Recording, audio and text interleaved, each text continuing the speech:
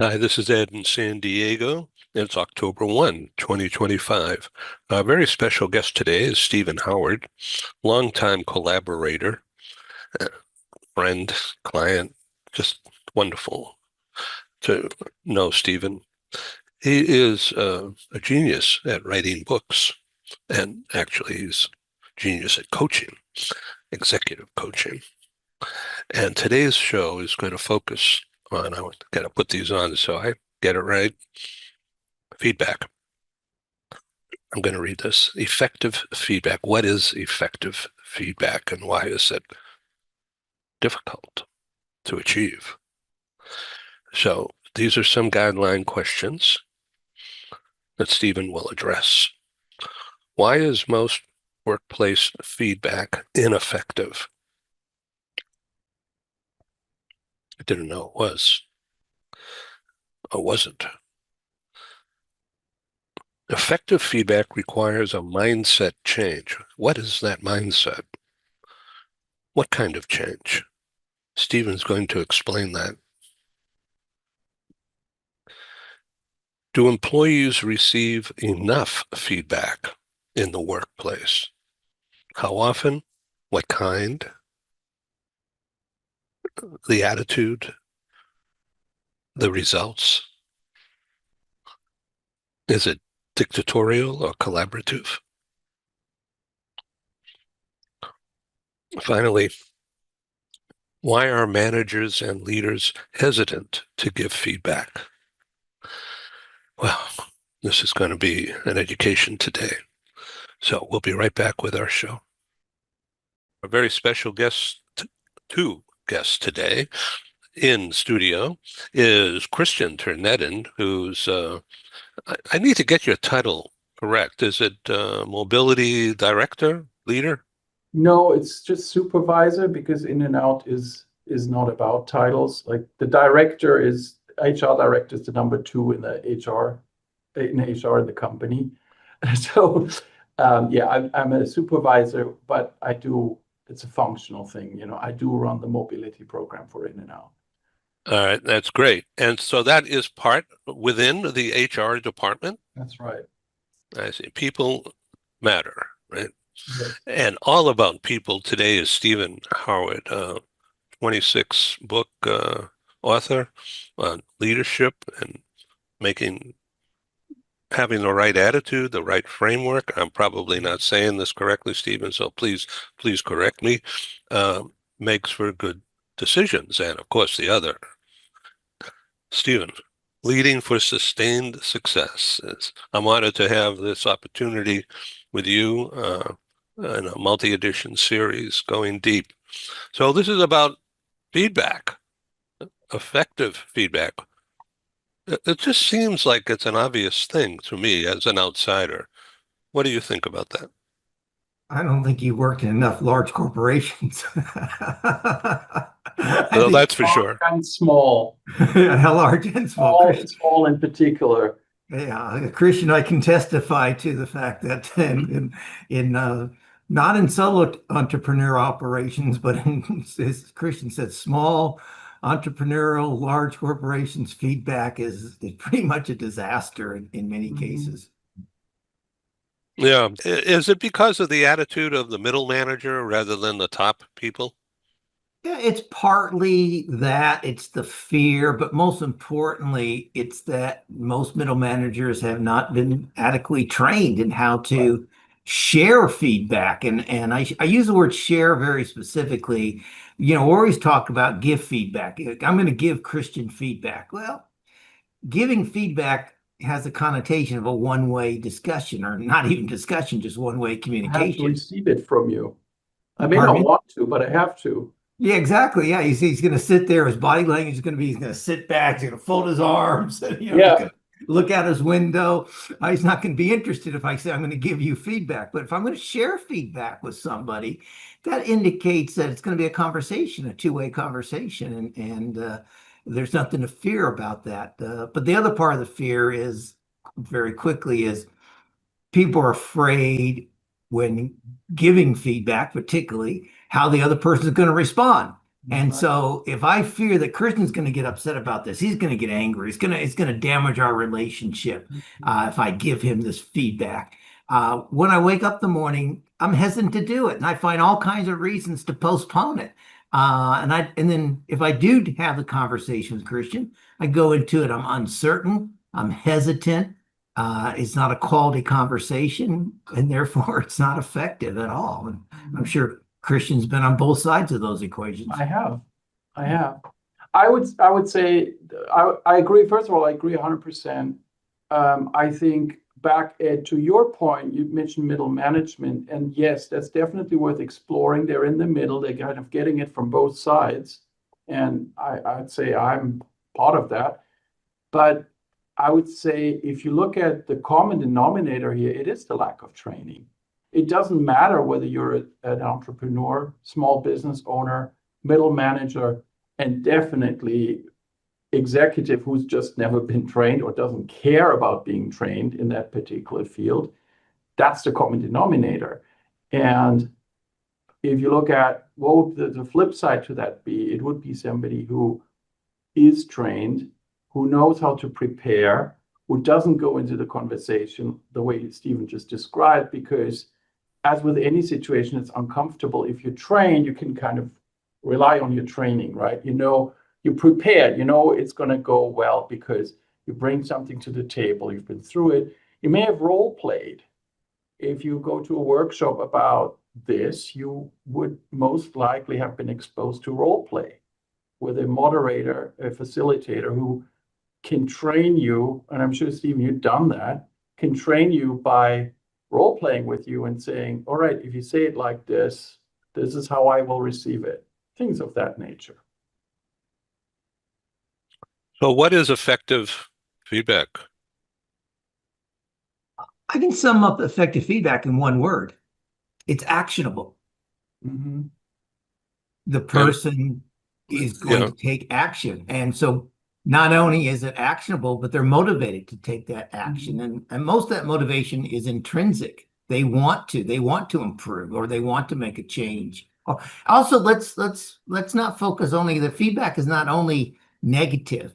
And if you make what I call reinforcing feedback, that should also be actionable, because you are giving feedback to a person that you want them to repeat or replicate a certain thing or a certain way of doing things or a success in future situations. And one of the problems in our workplace is that people don't get that kind of reinforcing feedback, because everyone thinks, well, we pay people to do a good job, they should do a good job. Why should I tell them they're doing a good job? Well, it's kind of motivating if your boss comes into you and tells you you aren't doing a good job, but very specifically, what are you doing well? So effective feedback has to be specific and it has to be actionable. That's something that I had to learn. I clearly remember having to learn that, how to do what Stephen just said. You want to express to somebody not just that they're doing a good job, but do more of that. That was great. That worked really well.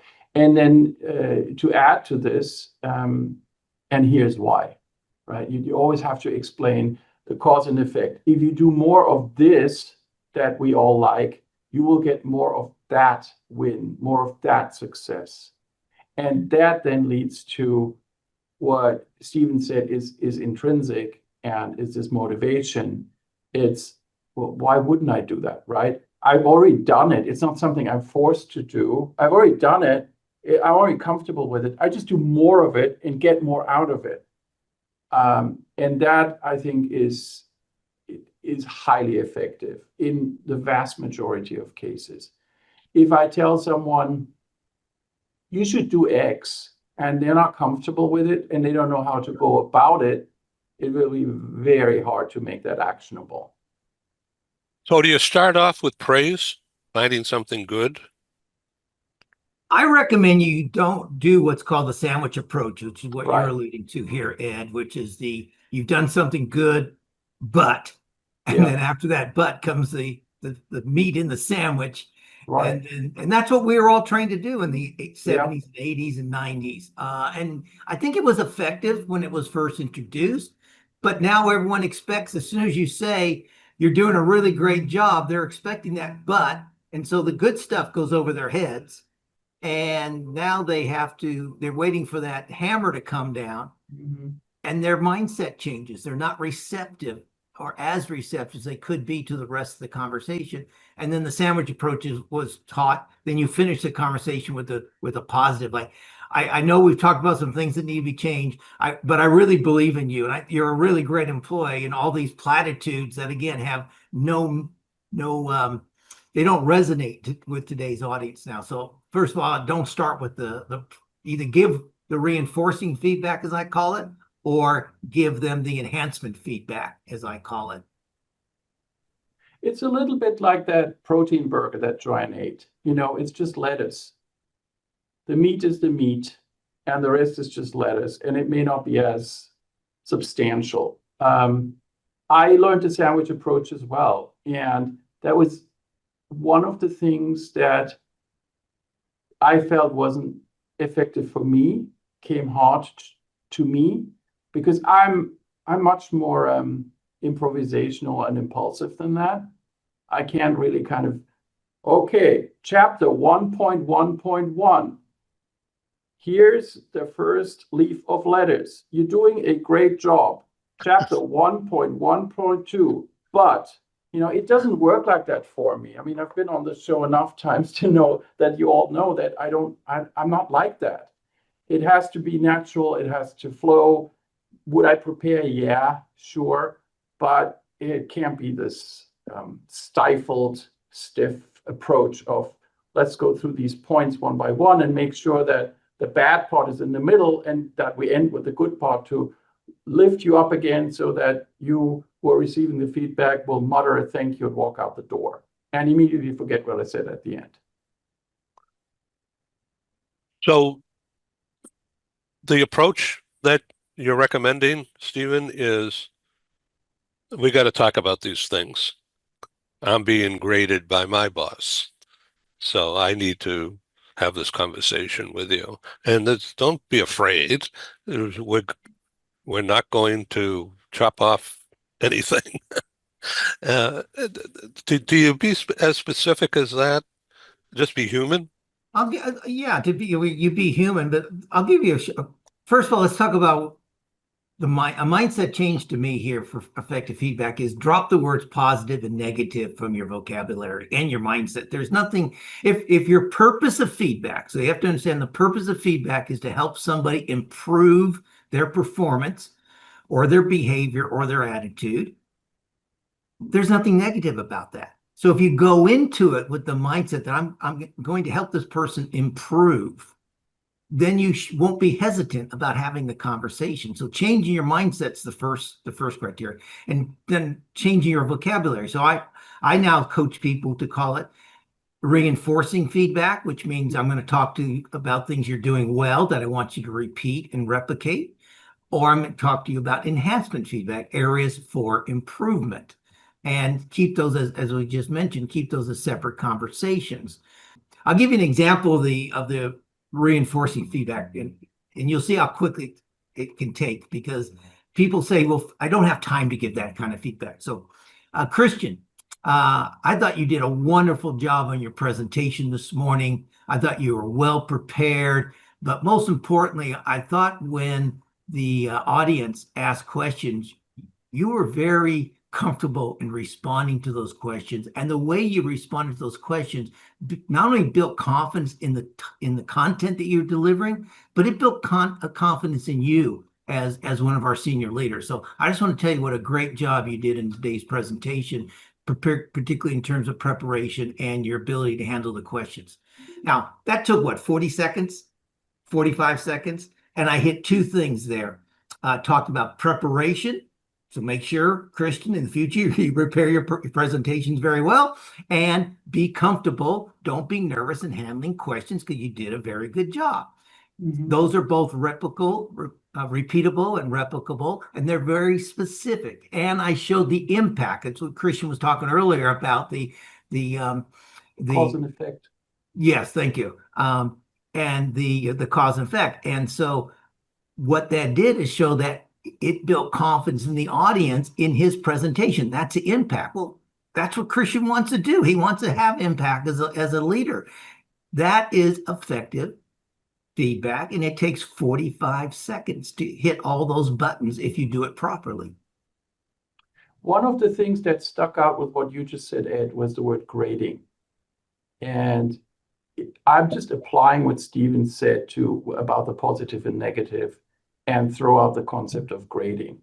Because grading really can't be used if you want to, as Ken Lloyd always says, feed forward, as you want to, when you want to improve somebody, enhance somebody's performance, enhance somebody's impact. You can't really grade them. You can't really say, oh, you got an 8.3. That was really out of 10. That was really good. Now, next time, you better get an 8.75. I mean, that's completely against what we're talking about. Completely. There shouldn't be grading at all. There should just be impact, cause and effect. You're more effective if you do this, or try that, or this worked really well, and you saw, again, the cause and effect, right? You saw the audience respond to it. You may have done something that was really clever and smart, and the audience didn't respond to it. Was that bad? Was that good? Well, it kind of was neither, right? Because you didn't have the impact, but that doesn't mean it was bad. And okay, so would you give them a 6.5 for that instead of a 9.5 because the audience didn't play along with it? Maybe you just had a bad audience. And the next time you do the same presentation, the audience will love it. So it's really a matter of taking the situation into context of looking at what happened in this particular instance. Yeah, maybe what could you have done differently, but maybe also you did the right thing. They just didn't respond the right way or the way you intended. But if you try it this way, maybe they will respond differently. I've had conversations with people when I was a relocation consultant, and they just would answer in monosyllabic terms when I asked them questions. So I had to learn how to ask open-ended questions, because otherwise I wasn't getting the information I needed to do a good job. So I think I learned how to, and this was learned, to ask questions like, how would you like your relocation to unfold? What is important to you? Things like that, so that people don't just say, yes, no, I don't know, and you're not really getting anywhere, and it becomes more of an interrogation than a benefits consultation call, which is what it should be. Stephen, is this an American thing, or is it done the same way in Asia? Yeah, it's fairly similar. There are obviously some cultural connotations that take into place, particularly in cultures that are more hierarchical in nature, where you don't speak up to the boss. You don't necessarily have as much dialogue as you would in the U.S. culture or Australian cultures or others.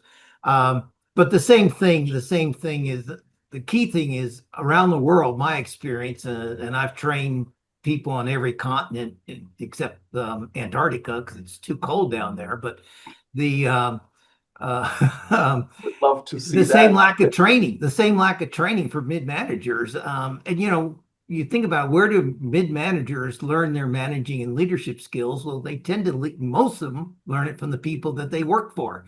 So if their leaders haven't been trained, this thing just keeps escalating. It's kind of like, where do we learn our parenting skills? Well, we learn it from our parents, good or bad, or our spouse's parents, good or bad. And so sometimes we say, well, I'll never be like my father. I'll never be like my mother. I'm going to do things differently. But we learn from the way we are parented. Well, the same thing we learn from the way we've been led in organizations, and then we tend to repeat that unless we're told otherwise or get exposed to different thinking like Christian has and I have, and Dr. Ken Lloyd has, and Ken Summers have, and some of your other guests that have been on your shows have, that we need to change our approach to the way we're leading people. And this is one of the most significant ways to change our approach to leading and developing people. Because, when we talk about feedback, we often focus on building people's competency or capacity, their time.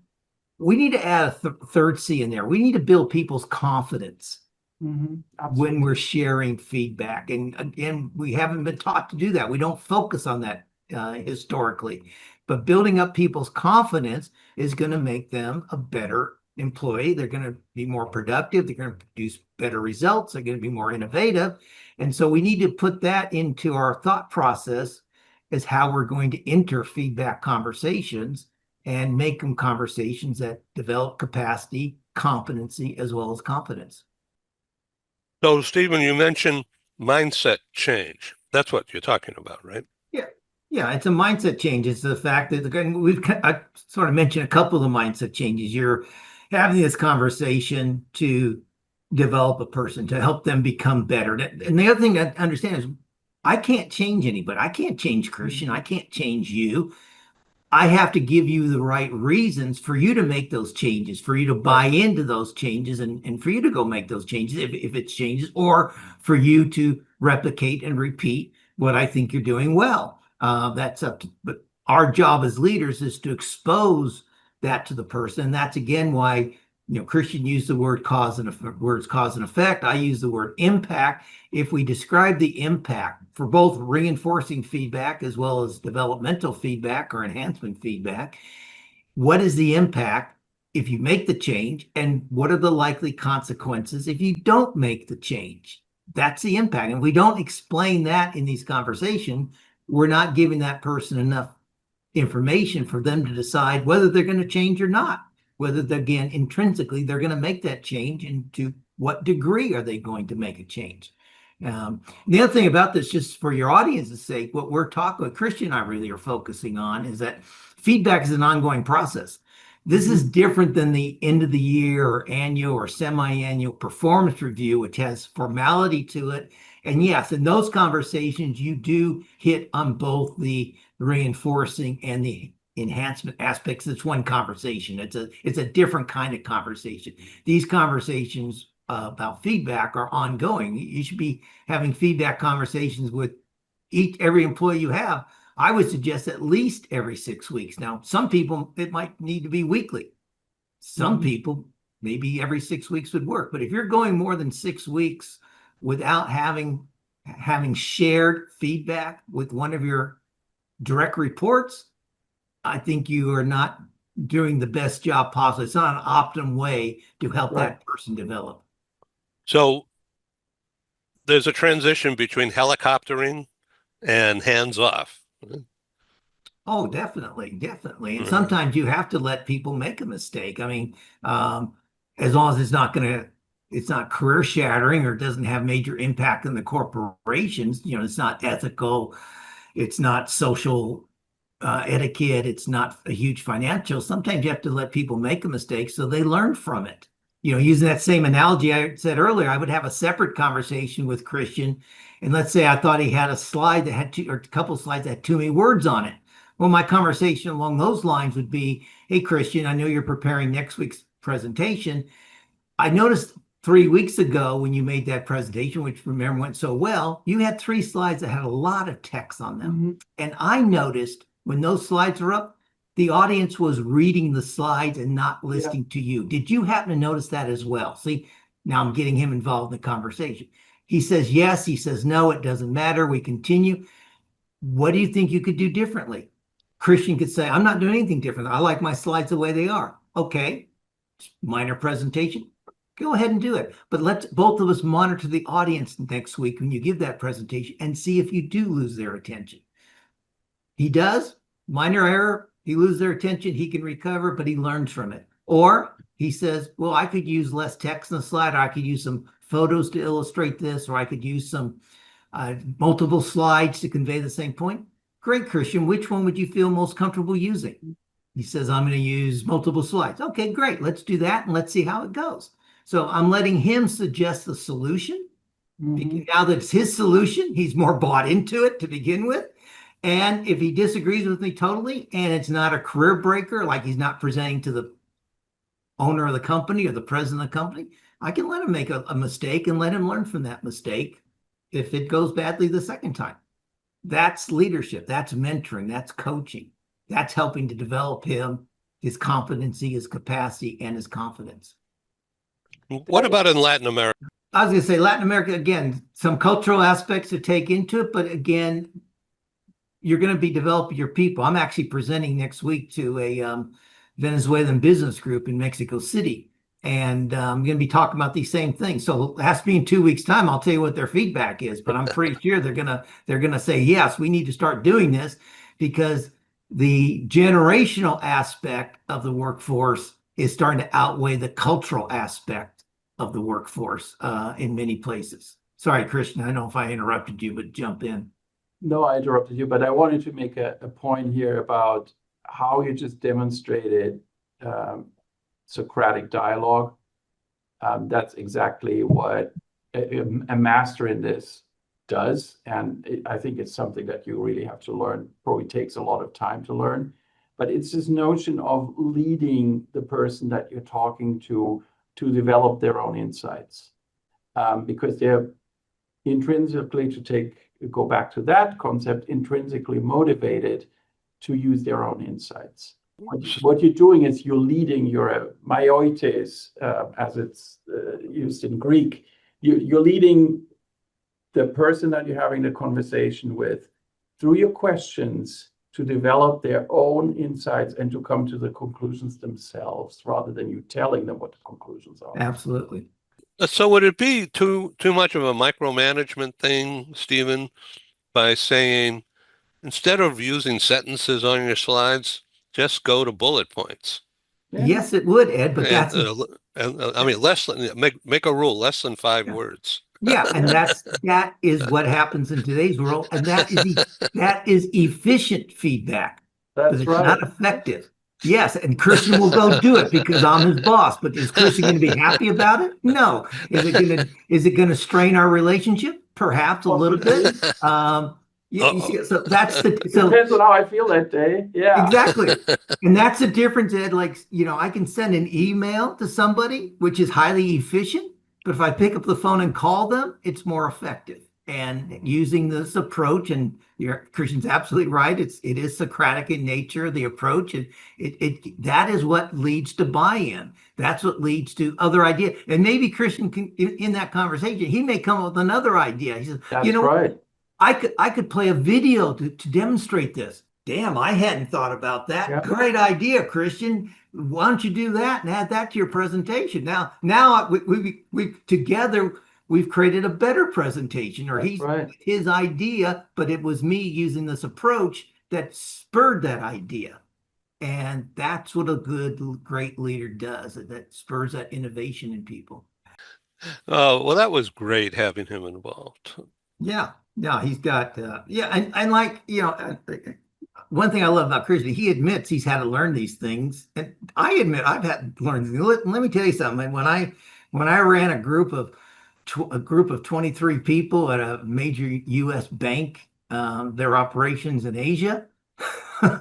I did not do this at that time, but I was also 30 years old at that time. I hadn't been taught this. I hadn't been thinking about this. This is something I've learned the hard way. I've learned through doing it the wrong way. I've learned from talking to other people and trying different methodologies before I came up with this concept of how to share effective feedback and the language around it. Now, I can admit my mistakes, and people work for me 40 years ago would be laughing about this conversation now, going, you didn't do it that way then.